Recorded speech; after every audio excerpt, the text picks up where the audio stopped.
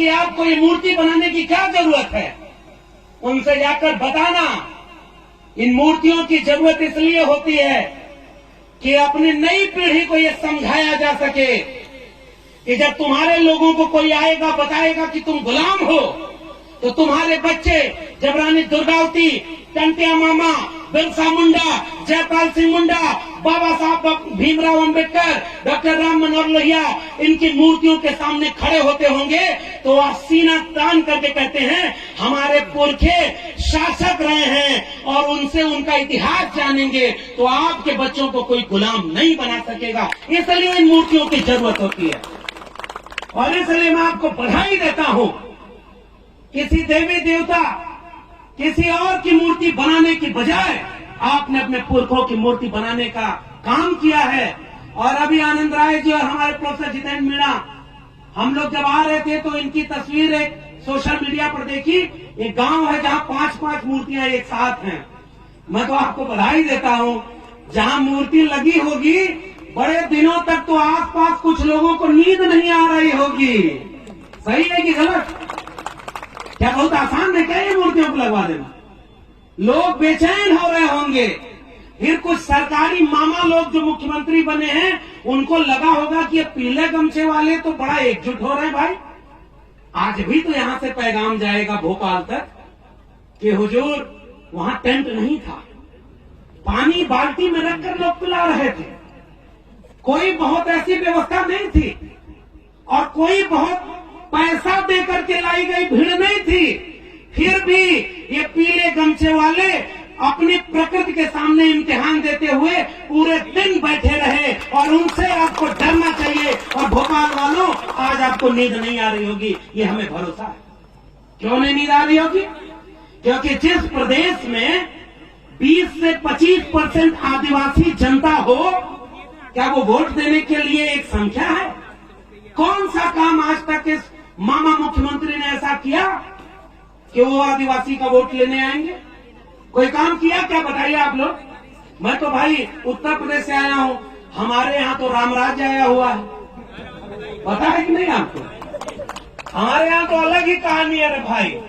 आपके यहाँ तो इतने ताकतवर लोग हैं, कहीं जयस संगठन, हमारे मित्र बैठे हुए हैं।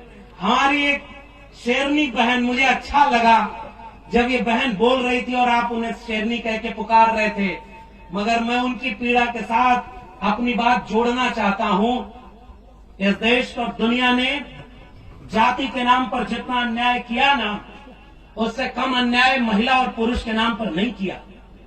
महिलाओं को और दबाया, महिलाओं को घर से नहीं निकलने दिया, महिलाओं को पढ़ने नहीं दिया, महिलाओं को सार्वजनिक जीवन नहीं जीने दिया। और आज जब आप अपनी एक पुरखा वीरांगना माता दुर्गावती को याद कर रहे हैं और कार्यक्रम में इतनी महिलाएं यहां पर बैठी हुई हैं, तो मैं आपको बधाई देते हुए एक वादा करना चाह रहा हूं। हाथ उठाकर वादा करना, भूखे रहना, प्यासे रहना, एक कपड़ा कम पहनना, लेकिन अपने घर के बेटा बेटियों को और खासकर महिलाओं को शिक्षा जरूर दिलाना, ताकि वो आंख में आंख मिला करके अपने वक्त के तनावों को लड़ सके। और तब जब कोई शिक्षित होता है, जागरूक होता है, तब ये बहन जैसा कोई बोलता है। और आज मैं इस बात से भी बहुत गौरवान्वित महसूस हुआ कि ये जो निवारदी गांव है, इसके बगल निमावर गांव, और हमारी बहन भारती बैठी हुई, हमने खबरों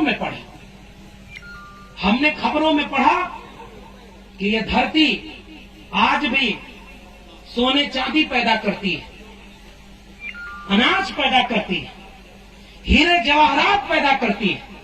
लेकिन इस देश को कुछ लोगों ने ऐसा जाहिल बना दिया कि इंसान नहीं पैदा कर पाती और हैवानों जैसा काम इसी निमावर में हुआ। हम यहां से कड़ी निंदा करते हैं और खबरदार करना चाहते हैं। एक बार तो तुमने कर लिया। और ये जो भारती बहन बैठी हुई है, अभी जब बहन ने बताया कि जहां भी अन्याय होता है, जहां भी सामाजिक और सांस्कृतिक कार्यक्रम होता है, ये बहन जिसने अपने परिवार को खोया, ये चाहती तो चुपचाप अवसाद में घर में बैठ जाती, ये टूट जाती, कमजोर पड़ जाती। लेकिन जब मुझे पता चला कि ये हर आंदोलन में खड़ी होती है और यहाँ भी आज से आपके सामने कंधे से कंधा मिलाकर खड़ी है। तो मैं आपको बहन ये वादा करना चाहता हूं कि हम शर्मिंदा हैं कि हमारी आंखों के सामने ये सब हुआ और हम कुछ न कर सके, लेकिन हमारी हिम्मत भी आपको मिले। आप निडर होकर के हमेशा खड़े रहना, आपके भाई आपके साथ खड़े रहेंगे ताकि हर मुश्किल में आपको अकेला न महसूस हो। और उन जालिमों से ये भी कहना चाहते हैं कि खबरदार, आइंदा कभी ऐसा जरूरत की तो इस देश और दुनिया में जो प्रकृति को पूजते हैं वो करारा जवाब देंगे। इस बात का भी याद रखना, और ये बात कभी भी वहां तक न जाने पाए, इस बात को आप पहुंचाइएगा कि अब आप किसी के जुल्म को सहने वाले नहीं हैं। अब ईद का जवाब पत्थर से देने के लिए भी तैयार रहिएगा और भारत के संविधान के हिसाब से करिएगा। और इसलिए मैं आपके बीच में आया हूं साथियों, वक्त बहुत खराब है और आप इस मंच को इसलिए सजाए हैं। देश के आजाद हुए 75 साल हो गए, देश में संविधान लागू हो गया, सब कुछ चल रहा है, लेकिन आज भी अगर इस देश की आदिवासी आबादी को इस बात के लिए संघर्ष करना पड़े, आंदोलन करना पड़े कि ये जल जंगल जमीन पर हमारा हक है, हम इसे आपको छीनने नहीं देंगे। सजग रहिएगा।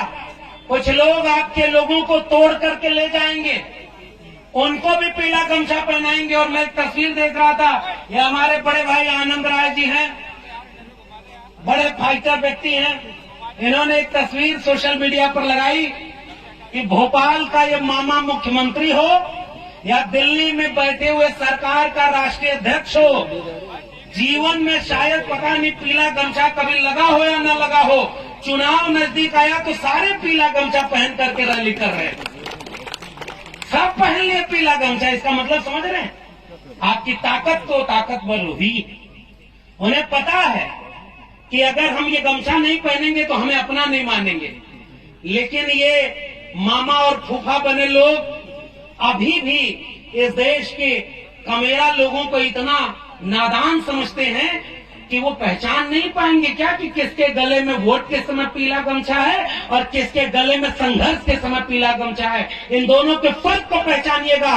जो मौसम बदलने पर रंग बदल करके आपका वोट लेने आएंगे, सजग रहिएगा। किसानों पर गोली चलवाने वाले, आपके जल जंगल जमीन को छीनने वाले, इस देश का संविधान बदलने की बात करने वाले, इसे हिंदू राष्ट्र बनाने की बात करने वालों को एक वोट भी गलती से मत दे दीजिएगा। यही मैं आपसे अपील करने आया हूं, वरना हमारे बच्चों का भविष्य बर्बाद हो जाएगा और हम इसे बचा नहीं पाएंगे। और इससे अच्छा मैं इस आयोजन समिति के लोगों के सुर में जाकर कर रहा हूं। हमारे यहाँ ओबीसी की जनगणना हुई है आखिरी बार, मुझे पर्ची मिल गई है जिसमें कहा गया 2 मिनट, तो आखिरी 1 मिनट और ले रहा। इस देश में कितनी आबादी है ओबीसी की, कितनी आबादी है शेड्यूल कास्ट की, शेड्यूल ट्राइब की, ये बात आपको पता होना चाहिए कि नहीं पता होना चाहिए, जानना चाहिए कि नहीं कि हमारी आबादी कितनी है। और इसलिए जिस देश में भेड़ बकरी को गिना जाता है, पेड़ पौधे को गिना जाता है, जंगल को गिना जाता है, वहां इंसान को जाति के हिसाब से गिना ही नहीं जाता। क्यों पता है? बिहार अभी जाति जनगणना करवाया है, और जाति जनगणना करवा के बिहार में क्या पता चला पता है?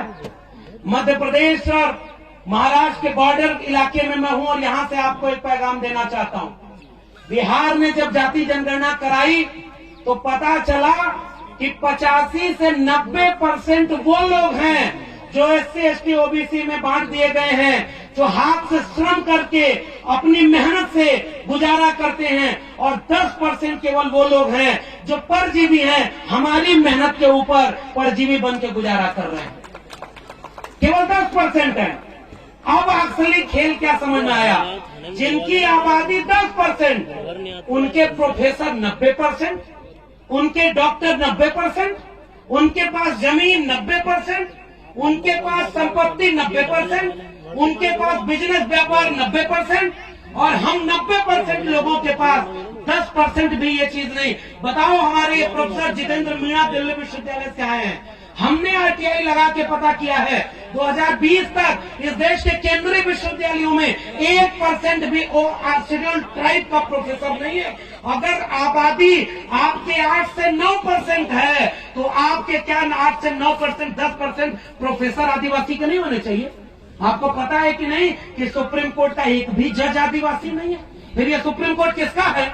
अगर वहां कोई हमारा जज नहीं, हमारा कोई देश में वकील नहीं, हमारे प्रोफेसर नहीं, हमारे डॉक्टर नहीं, हमारे इंजीनियर नहीं और इन जमीनों पर हमारा मालिकाना हक नहीं, तो ये देश हमारा कैसे है? ये देश हमारा है क्योंकि हमारे पुरखों ने इसे लड़कर हमारे लिए बनाया है। लेकिन थोड़े से लोग हमारे लूटने संपत्ति आए हैं। आओ एकजुट हो जाएं कि अपने हक हुकूक के लिए किसी और को लूटने न दें और अपना हक अपने हाथ में ले, तब जाकर के ये देश सबका बनेगा।